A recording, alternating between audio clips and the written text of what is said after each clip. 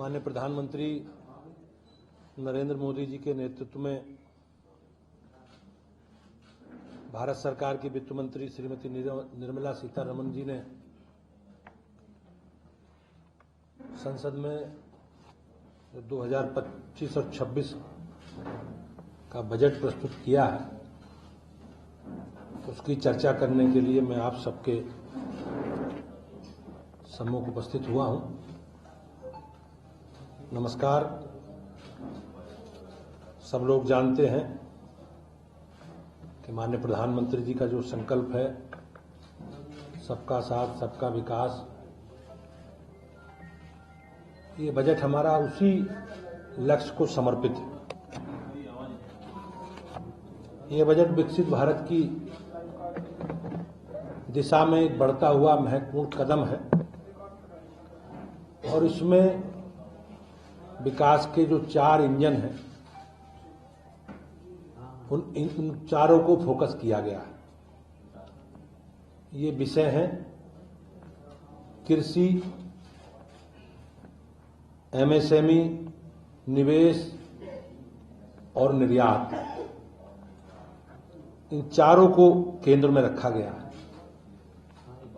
Budget में गरीब, युवा, किसान और महिलाओं पर ध्यान केंद्रित करते हुए विकास के उपायों को प्रस्तुत किया गया है। पहला इंजन है, पहला विषय है कृषि, किसानों की समृद्धि का संकल्प। देश के अन्नदाता किसानों की समृद्धि के लिए भारत का विकास कहीं न कहीं किसान के विकास के बगैर अधूरा है। इसी उद्देश्य से माननीय प्रधानमंत्री जी ने धन धान्य कृषि योजना प्रारंभ की है। इसमें 100 जिलों में 1.7 करोड़ किसान इस योजना से लाभान्वित होंगे।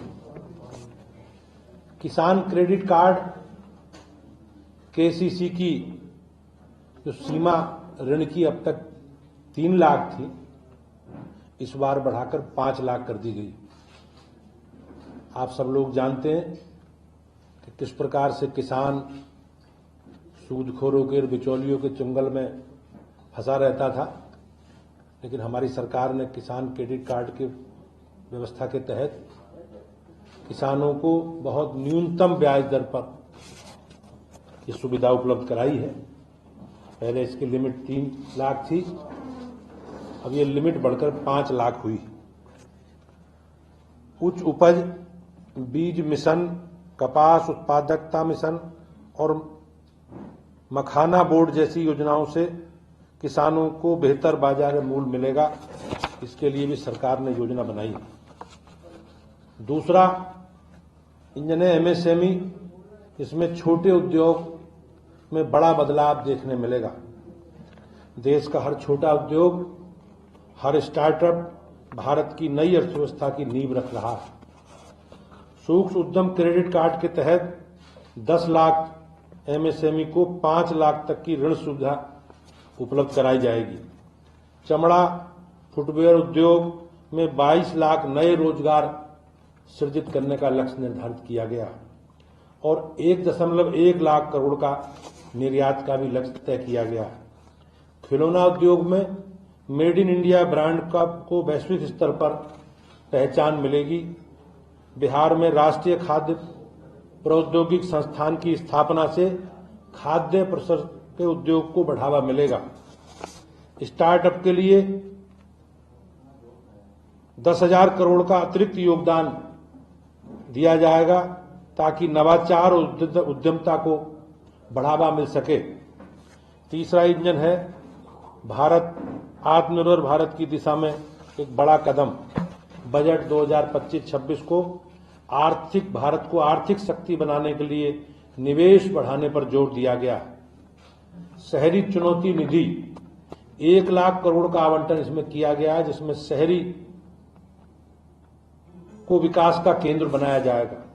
जल जीवन मिशन के तहत अब तक 15 करोड़ परिवारों तक स्वच्छ पेयजल पहुंचाने का काम सरकार ने किया है और इसी मिशन की अवधि 2028 तक बढ़ा दी गई।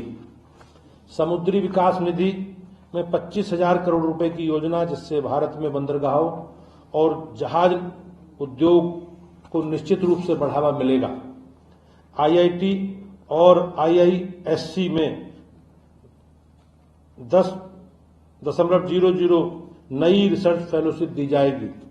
200 डे केयर सेंटर खोले जाएंगे, जिसमें हर जिले में सस्ता और सुगम इलाज मिल सके। परमाणु ऊर्जा मिशन 20,000 करोड़ के निवेश से 2033 तक 5 स्वदेशी छोटे मॉड्यूलर रिएक्टर विकसित किए जाएंगे। उड़ान योजना के तहत 120 नए हवाई अड्डे बनाए जाएंगे और बिहार में ग्रीनफील्ड एयरपोर्ट विकसित किया जाएगा। चौथा इंजन है निर्यात का।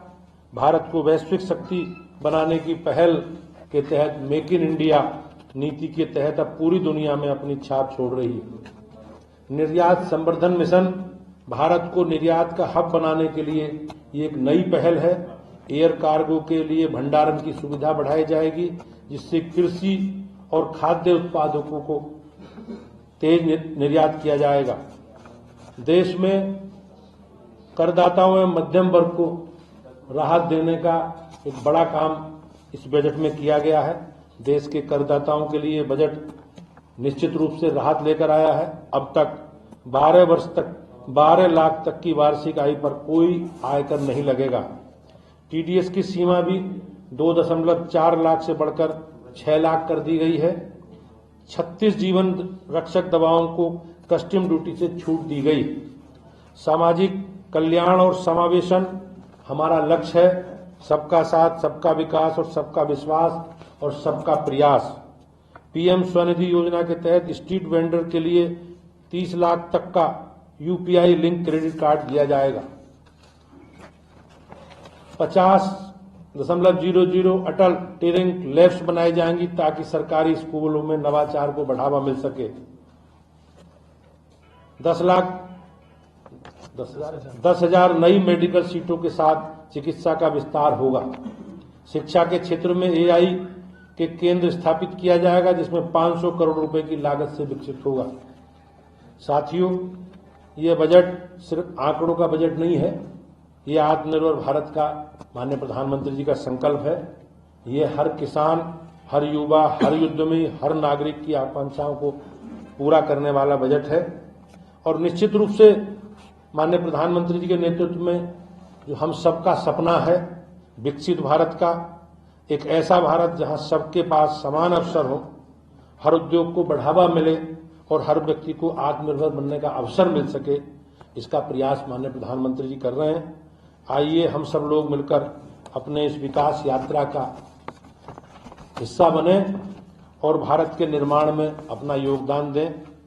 भाइयों बहनों, जिस प्रकार से अभी उत्तर प्रदेश की सरकार ने भी अपना 25-26 का बजट विधानसभा में प्रस्तुत किया है, उसमें जो बिंदु आए हैं उनकी चर्चा मैं आप निश्चित रूप से आप सबसे करूंगा।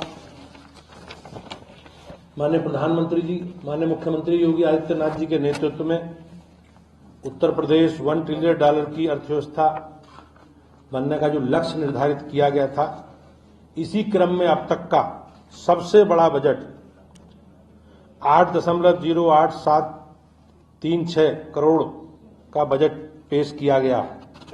विकसित उत्तर प्रदेश, जहां आगामी 25 वर्षों का रोड मैप 2025-26 के बजट में साफ नजर आता है। इस बजट में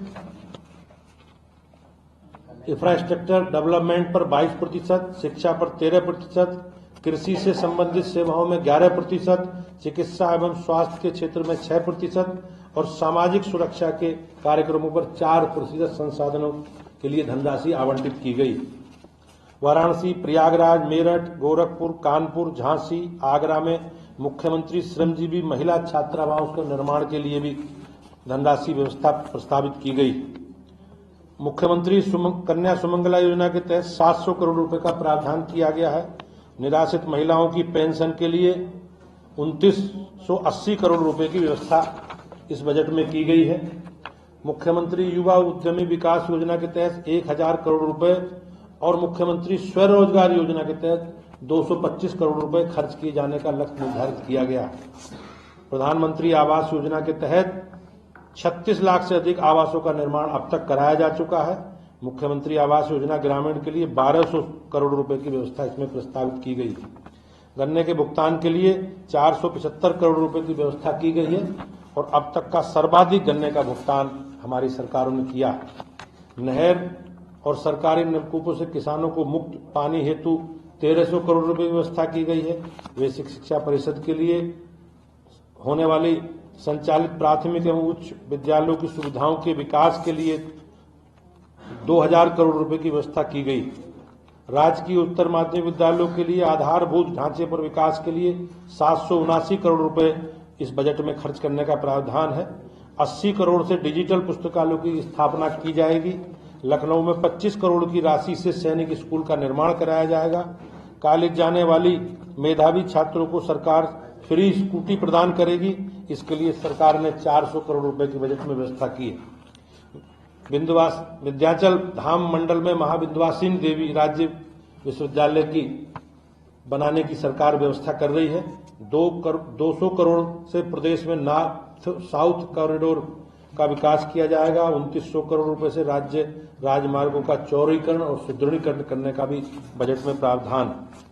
प्रधानमंत्री आवास शहरी योजना, कान्हा गौशाला, बेसहारा पशु योजना, अयोध्या शहर को मॉडल सोलर सिटी के रूप में विकसित किया जाना और अन्य नगर निगमों में विकसित किए जाने का प्रस्ताव बजट में किया गया है।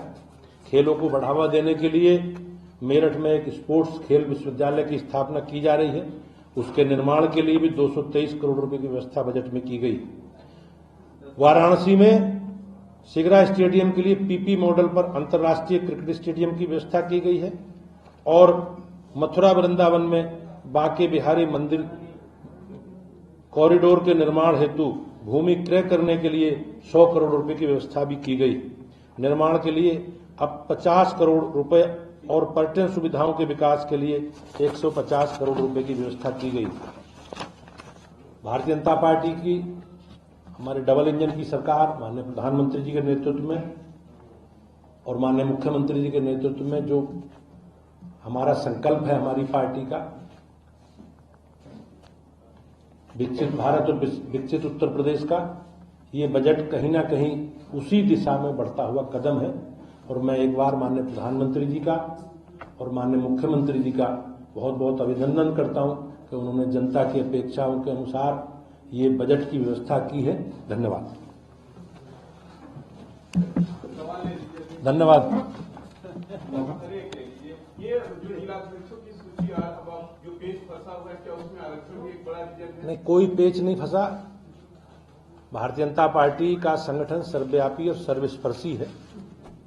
हम समाज के सब वर्गों में हमारा प्रतिनिधित्व है और आप देखेंगे हमारा ही एक ऐसा संगठन है जिसमें महिलाओं के लिए, अनुसूचित जाति के लिए और सबके लिए काम करने के समान अवसर दिए गए।